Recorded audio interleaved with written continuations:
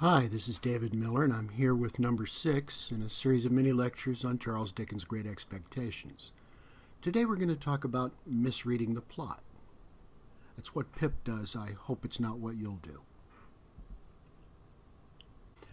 I said at the end of the last mini lecture that for Dickens the story of the modern self is one in which the discovery of hidden truths corresponds to the undoing of psychological repression.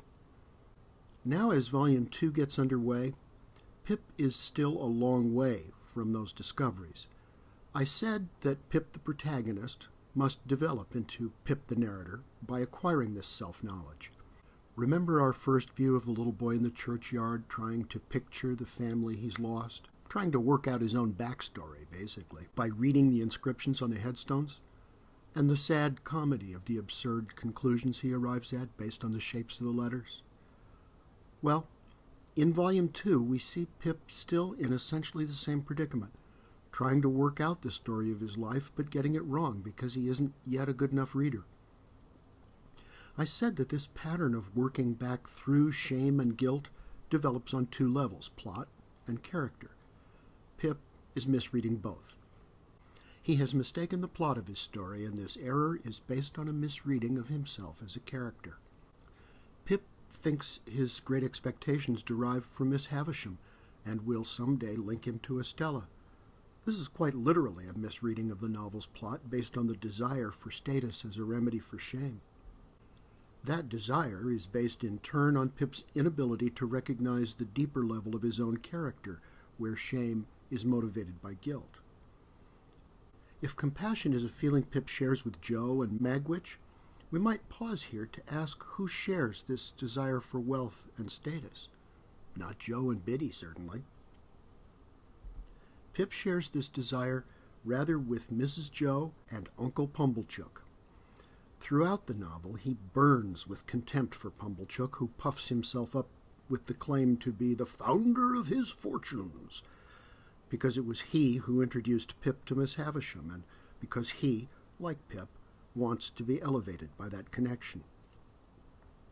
Pip fails to recognize that his own desperate desire for status and wealth mean he has more in common with the contemptible hypocrite Pumblechook than he does with Jo Gargery. I think this unrecognized connection between them explains why Pip hates Pumblechook so very much. It also explains his resentment of Biddy, who forces Pip to see what he can't bear to acknowledge about himself, not by anything she says, but simply by her steady, quiet recognition of the truth. And the truth is that Pumblechook is a parody of Pip's worst side.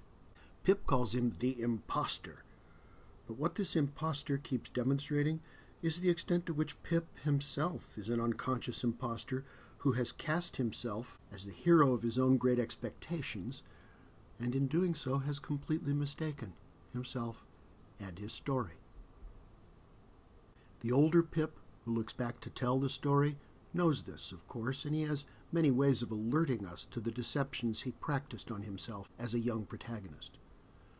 Remembering the alibis he cooked up to justify his failure to visit Jo and Biddy, the narrator observes, "All the other swindlers on earth are nothing to the self-swindlers, and with such pretenses did I cheat myself."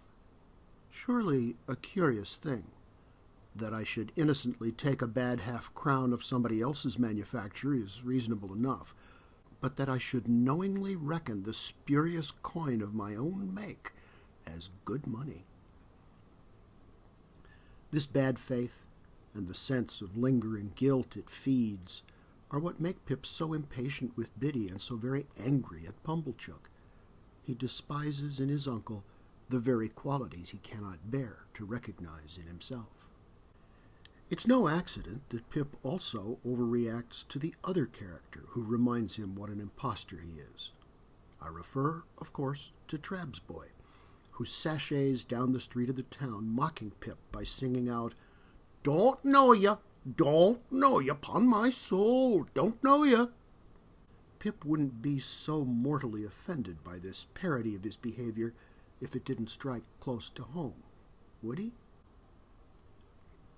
In order to become the narrator who knows these truths, Pip will have to learn about himself as a character and decipher the plot of his story.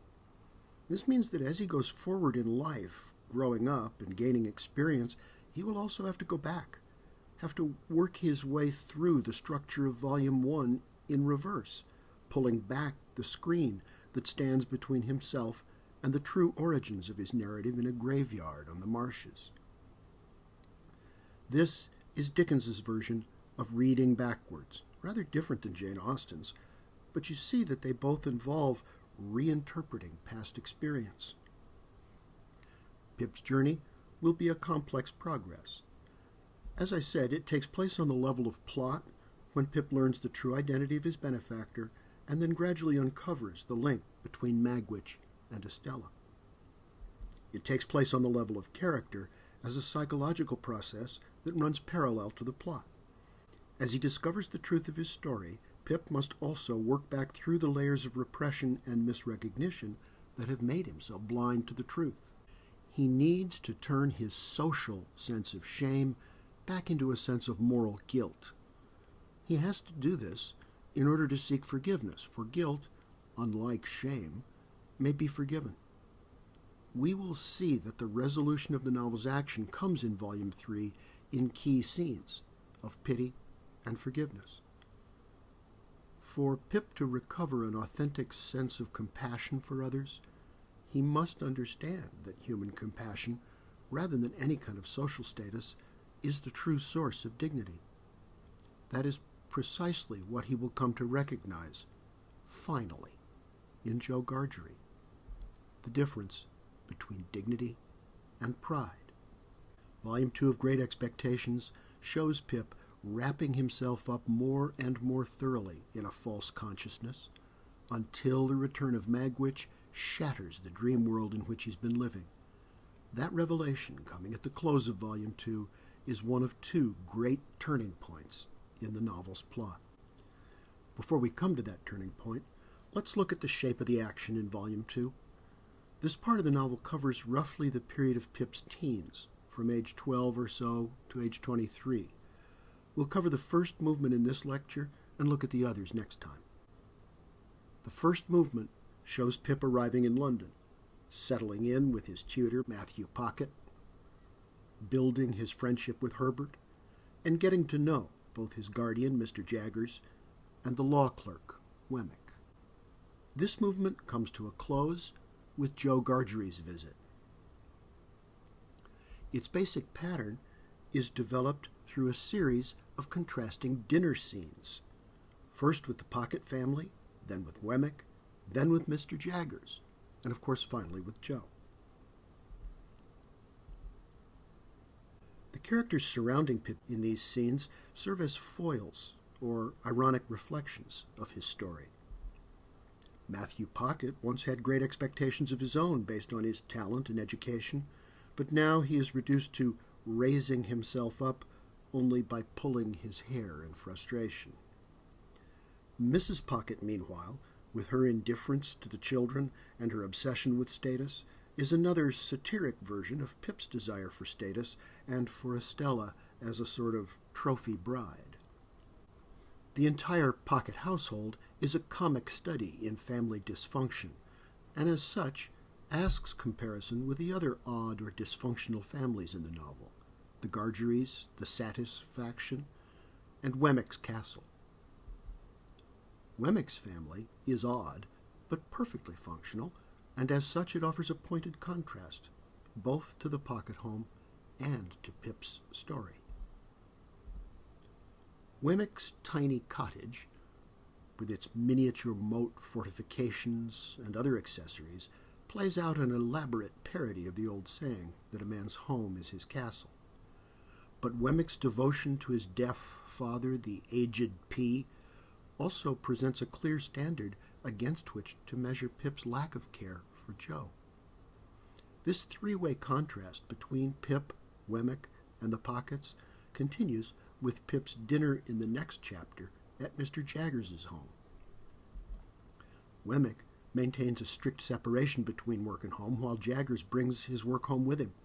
Jaggers famously refuses to lock his house, openly daring the criminals of the city to rob him, while Wemmick's cottage is fortified with its own cannon, moat, and drawbridge. You could extend this counterpoint to many other features of the various dinners and the households where they're held. The pattern is completed in Chapter 8 by the dinner Pip shares with Joe Gargery and Herbert Pocket.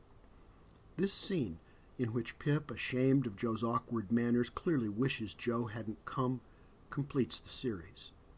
Throughout this scene, Pip agonizes over Joe's clumsiness. At this point, we might recall how gracefully and with what good humor Herbert had begun correcting Pip's table manners back in Chapter 3, when this series of dinner scenes got underway. This contrast between Herbert's generosity and Pip's inability to offer Joe the same kind of gracious acceptance completes the set of parallels and contrasts Dickens is developing. The result is a complex set of analogies that provide a rich context full of comedy and irony for interpreting Pip's deepening sense of alienation from his origins. Next time, we'll look at the second and third movements of the plot in Volume 2, and we'll talk about the turning point in the action, which Pip, still misreading his story, mistakes for the catastrophe.